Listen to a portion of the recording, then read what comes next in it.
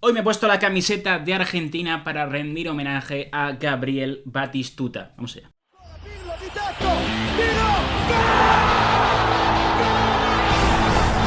¿Qué tal, amigos y amigas del canal, amigos y amigas de Soy Calcio? Grazie ragazzi, forza Soy Calcio, bienvenidos a un nuevo miércoles, nuevo vídeo de historias del calcio. Como hemos dicho, vamos a hablar de Omar Gabriel Batistuta, uno de los grandes goleadores de la historia del fútbol italiano y de su vinculación con la Fiorentina. Antes de nada, suscribiros al canal, que no os cuesta nada, dadle un like al vídeo, que tampoco os cuesta nada, y preparaos, poneos cómodos porque esta historia está bastante interesante. Es cierto que no tenemos camiseta de la Fiorentina. Es un fallo, vale, lo reconozco. Tenemos que conseguir una, no tenemos la mítica de Nintendo que vestía Batistuta, pero tenemos que conseguir una de esta temporada.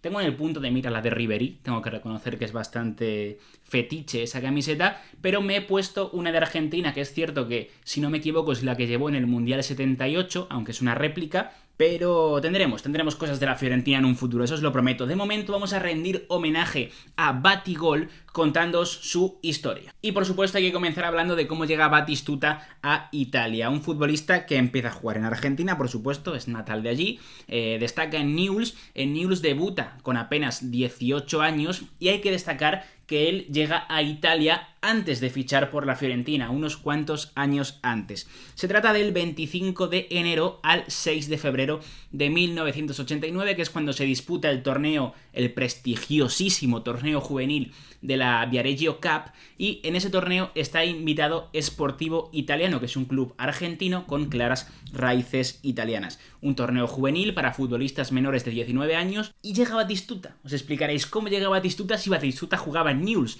no jugaba en Sportivo Italiano. De hecho, Batistuta, cuando juega este torneo, ya había debutado en Primera División Argentina con Newell's Old Boys. El caso es que era costumbre en aquella época ceder jugadores jóvenes a otros equipos que viajaban a estos torneos, y hay varios futbolistas que son cedidos a Sportivo Italiano solamente para disputar este torneo que se jugaba en el mes de enero y mes de febrero. Llega Batistuta, llega, por ejemplo, lo tengo aquí apuntado porque no me sé el nombre, Diego López Maradona, de Argentinos Juniors, que es el sobrino de Maradona, pues también lo ceden a este equipo. Y el caso es que Sportivo Italiano se presenta allí en Italia, consigue pasar la fase de grupos, es eliminado en la siguiente ronda, en la primera eliminatoria, tras empatar a 0 en la tanda de penaltis, creo que es por el Milan, si no me falla la memoria, exactamente es por el Milan, y Batigol deja muestras de lo que es capaz, anotando un hat-trick en la única victoria de Newell's, de Sportivo Italiano, en aquel torneo. Cuando ganan 4-0 al CSKA de Sofía de Bulgaria, él marca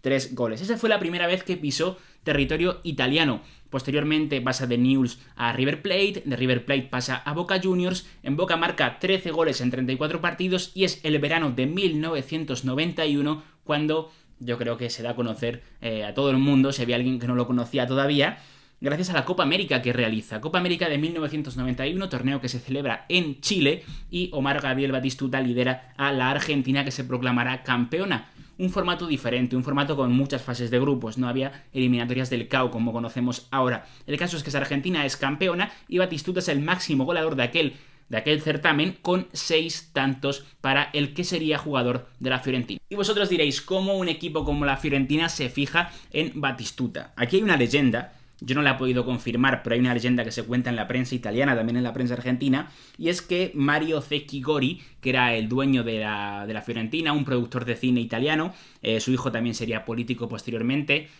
pues cuenta la leyenda que Mario Zecchi Gori estaba en Los Ángeles. Y un día se desvela, no es capaz de dormir, y se pone en la televisión y ve un partido de aquella Copa América de Chile. Cuenta la leyenda que en aquel momento en el que lo ve, un partido que está jugando la Copa América, que está jugando Argentina, ve a Batistuta y se enamora del juego de Batistuta, de un delantero que dice, este jugador lo va a reventar en la Fiorentina. El caso es que, sea cierto o no, el fichaje es un éxito. Momentos instantáneos después de ver ese partido se pone ya a negociar el fichaje, consigue traérselo a Florencia, y Batistuta en el verano del 91, después de acabar la Copa América, cambia Argentina, por Florencia. Hay rumores, hay historias que hablan de que el Barcelona también estaba detrás, pero que no le convenció a la directiva del club blaugrana y es la Fiorentina el que se hace con el jugador argentino. Hay que contar de la Fiorentina, para situarnos en contexto, que había sido un equipo brillante en la década de los 50, en la década de los 60, había ganado 2 Scudetti, sobre todo en los últimos años de la década de los 50 había sido un equipo habituado a estar en competiciones europeas incluso, porque siempre quedaba o campeón, que fue un año, o subcampeón el resto de las temporadas. Sin embargo, llevaba muchos años pues en mitad de la tabla, sin destacar demasiado, sin ganar trofeos, y el caso es que la llegada de Batistuta de primeras no es un gran impacto, porque al final es un jugador joven, un futbolista para mucha parte del público europeo desconocido, y al propio Batistuta le cuesta adaptarse al principio. Eso sí, tarda poco. Llega Luigi Radice tras 6 jornadas para hacerse cargo del equipo. Estaba anteriormente el brasileño Sebastião Lazzaroni, y el caso es que marca 13 goles en su primera temporada en Serie A. El equipo se mantiene, salva la categoría, y la segunda temporada, que será la 92-93, el conjunto viola desciende a Serie B. Sus 16 goles en Liga Italiana no sirven para salvar al equipo, y el cuadro que por aquel entonces tenía a Dunga, el que luego sería seleccionador brasileño, a Stefan Effenberg, el jugador alemán, a Brian Laudrup, el futbolista danés, el hermano del otro Laudrup. O sea, tenía un buen elenco, e incluso estaba Stefano Pioli, estaba jugando en aquella Fiorentina. Esa Fiorentina baja a Serie B y la siguiente temporada tendrá que volver a ascender a Serie A. Es un trámite, las cosas como son. Consiguen ascender como primeros de la segunda división italiana, de la Serie B, son campeones por delante del Brescia y del Bari. Tengo aquí anotado que marca 16 goles en 26 partidos, y que en la previa de esa temporada, vosotros sabréis que siempre que un equipo desciende, un equipo importante, ha pasado esta temporada con el Empoli sin ir más lejos, importante, que juega bien al fútbol, pues el resto de conjuntos intentan aprovecharse que han descendido para quitar a sus estrellas. Eso ha pasado con el Empoli y pasó en su día con la Fiorentina. Muchos de los jugadores que antes habíamos mencionado se marchan, pero se queda Batistuta, que tuvo una oferta del Real Madrid, pero la rechazaron y se quedó jugando en la Fiorentina. Se queda Batistuta y deciden rodearlo bien. Fichan a Rui Costa, también estaba Francesco Toldo, y aquella temporada 94-95 será la explosión definitiva del argentino. Ya venía avisando de que la iba a romper, y en efecto la rompe. Es cierto que justo el año anterior, antes de que se confirme el ascenso, había muerto de un ataque al corazón Mario Zecchi Gori, que es el que lo trae a Florencia, y es su hijo el que ve el ascenso, Vittorio Zecchi Gori, que será el que se hará cargo del equipo como nuevo dueño hasta 2003, que será cuando lo venda a la familia de la Valle. Pero el caso es que aquella 94-95 con Vittorio o con Mario es la de la explosión definitiva del bueno de Batigol. Marca 26 tantos en Serie A y bate varios récords. Por un lado es capocannoniere, por delante de Abel Balbo, otro argentino que marca 22 goles, que jugaba en la Roma, pero hay dos récords que son espectaculares. Por un lado marca 13 goles en las primeras 11 fechas del Calcio, y bate el récord que tenía desde 1962 el futbolista del Bologna Ezio Pascuti, de marcar en más jornadas consecutivas. Un récord que seguiría vigente desde aquel verano del 93, aquel otoño del 93, hasta nuestros días, cuando la temporada pasada lo igualó Fabio Quagliarella con la Sampdoria. Además, se convierte en el primer futbolista de la Sampdoria en conseguir el Pichichi o el capocannoniere, el máximo goleador de la liga, en 30 años. Será una temporada increíble del bueno de Batistuta. La Fiorentina poco a poco estaba intentando volver, estaba intentando convertirse de nuevo en un equipo grande, había estado en el infierno de la Serie B, consigue ascender, ve que Batistuta no va a parar de hacer goles y decide aprovecharlo. La 95-96 quedarán cuartos en Liga, se clasifican a Copa de la UEFA con esa posición en la Serie A, pero no acaba ahí la cosa, porque serán campeones de la Copa de Italia con un Batistuta, o sea, antológico. Marca 8 goles en 8 partidos, se cargan al Ascoli, al Lecce, al Palermo, al Inter en semifinales con hat-trick de Batistuta, y ganarán en la final por aquel entonces era a doble partido, un partido en una cancha, un partido en la otra, como la Libertadores hasta este año, y Batistuta también marcará 2 goles en esa final a doble partido. Esto hace que ganen la Copa, que vayan a jugar la Recopa de Europa. No juegan la Copa de la UEFA. Por aquel entonces los ganadores de Copa de cada país de Europa jugaban la Recopa de Europa, una competición que ya estaba extinta, pero que antes tenía bastante... ¿cómo decirlo? Bastante caché. Era una competición que molaba mucho ganar. Además, los equipos italianos en los años 90, en finales de los años 80, eran equipos que dominaban el fútbol europeo de forma bastante continua. Y si no lo dominaban, llegaban sin ningún tipo de problema a las finales. O sea, el mejor ejemplo, siempre lo pondré, es la Sampdoria plantándose en la final de la Champions League en Wembley contra el Barcelona. Es cierto que la pierde, pero consigue llegar hasta ahí. La 96-97 empezará increíble para la Fiorentina y para el bueno de Batistuta, porque ganan la Supercopa de Italia contra el todopoderoso Milan, que venía de ganar el Scudetto. Lo hacen en San Siro ganando 1-2, y los dos goles de la Fiorentina sabréis que los marca, por supuesto, Batistuta. Continúa la temporada, se da la sensación, o queda la sensación, de que son demasiadas competiciones para la Fiorentina, las eliminan pronto en Copa, quedan novenos en la Serie A, pero consiguen llegar hasta semifinales de la Recopa de Europa, donde el Barcelona, que será a la postre el campeón, les elimina. Por supuesto, Batistuta marcó un gol en aquella eliminatoria, lo marcó en el Camp Nou. Luego llegaría el partido del Artemio Franchi en Florencia y el conjunto blaugrana conseguiría pues remontar la situación. 4 goles de Batistuta en aquella Recopa de Europa, 18 en total aquella temporada. Siguiente campaña, 24 goles de Batistuta, quedan quintos en Liga, pero se clasifican de nuevo a UEFA, no Europa League, iba a decir Europa League, pero no, Copa de la UEFA, y la 98-99 es como la implosión, porque se da cuenta Batistuta de que va a ser muy complicado que gane un título con la Fiorentina. Son eliminados prontos de la Copa de la UEFA, pierden la final de la Copa Italia, se quedan a muy poco de ganar esa final de la Copa Italia, la pierden contra el Parma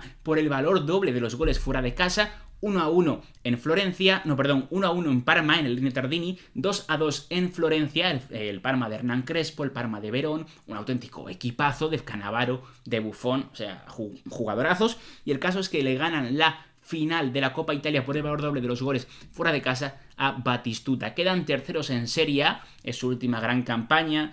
Es cierto que están muy lejos de los dos primeros, que son el Milan y el Lazio. El Milan gana el Scudetto otra vez y se quedan un poco lejos, a más de 15 puntos, pero vuelven a estar ahí arriba, y ese tercer puesto, esta vez sí, les da el billete, la clasificación para la Champions. Será la primera vez en la historia que jueguen la nueva Champions. Es cierto que se habían jugado la Copa de Europa. De hecho, en la temporada 1957-1958, la Fiorentina es subcampeona de Europa por detrás del Real Madrid, llega hasta la final, pero la Champions, el nuevo formato que se había instaurado a principios de los 90, nunca lo había jugado la Fiorentina. Será la primera vez en la temporada 99-2000, que, ya lo sabéis si conocéis la historia de Batigol, es la última de Batistuta en la Fiorentina. Él ya había tenido problemas con la directiva, con el presidente, con Zeki Gori, porque le hacía muchas promesas, le comentaba, él lo decía abiertamente en rueda de prensa en el día de su despedida: a mí me han hecho muchas promesas y nunca se cumplen. Le decían que iban a pelear por títulos, que iban a ganar la Liga,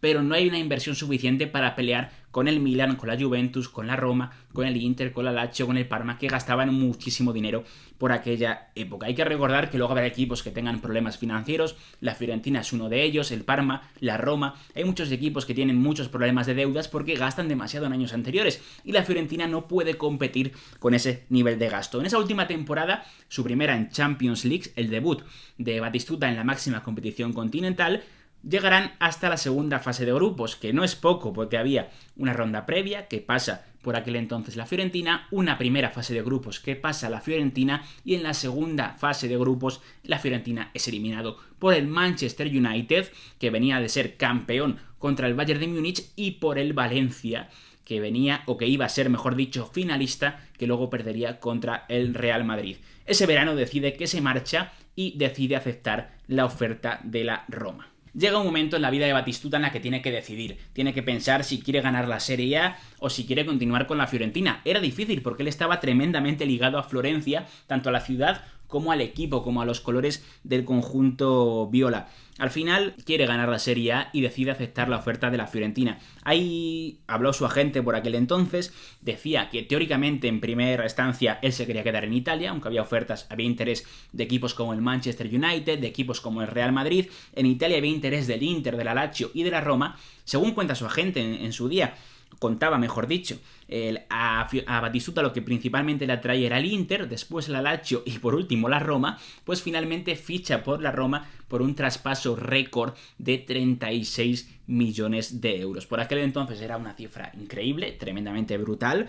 Es cierto que se gastó mucho dinero en aquellos años en Italia, pero era un traspaso increíblemente importante. La Roma iba a por todo y finalmente le sale bien al conjunto romano porque ese año 2001 Batistuta ganará la Serie A con la Roma. Marca 20 goles, es el máximo goleador del equipo romano, no es el capocannoniere, pero sí es el máximo goleador de la Loba, y la Roma gana la Serie A, una de las pocas Serie A's que ha ganado en su historia. Esa temporada hay un momento triste para Batistuta, porque además de ganar la Serie A, obviamente tiene que ir a jugar un partido a Florencia y marca un gol, la ley del ex de volver a casa y marcar un gol contra todo ese equipo. Y os voy a leer lo que cuenta después de ese partido, porque yo creo que demuestra mucho lo que significaba la ciudad de Florencia, una ciudad preciosa, por cierto, para el propio Batistuta. Al principio estaba feliz por los 3 puntos, pero luego no pude evitarme sentirme triste, recordando los años atrás. Mi familia creció en Florencia, allí me convertí en lo que soy ahora. Esas son cosas que nunca se pueden olvidar.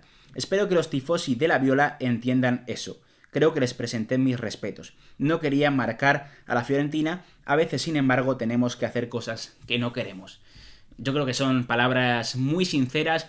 Años después, hace meses de hecho, fue recibido como un auténtico héroe cuando entró en el Salón de la Fama del Calcio y la gente lo recibió en Florencia con honores. Creo que hubo más de 6.000 personas recibiendo a Batistuta. Es un futbolista que ha sido o que es el máximo goleador histórico de la Fiorentina en Serie A con 152 goles, uno más que Kurt Hanrim. De hecho es el segundo máximo goleador en cualquier competición, solamente por detrás de Kurt Hanrim, y es un auténtico jugadorazo. Le hemos visto hacer maravillas y yo creo que merecía la pena hacer un vídeo un poco largo, sí es cierto, pero había que hablar de la historia de Batistuta con la Fiorentina cuando en los años 90 se convirtió en uno de los mejores goleadores, no solo del calcio, sino de toda la historia. Y ya sabéis, chicos, podéis dejarnos aquí debajo en comentarios lo que pensáis de Omar Gabriel Batistuta, dónde os hubiera gustado verlo, o si era un jugador que tenía que jugar sí o sí en la Fiorentina. Dadle like a este vídeo, suscribiros al canal y activar la campanita.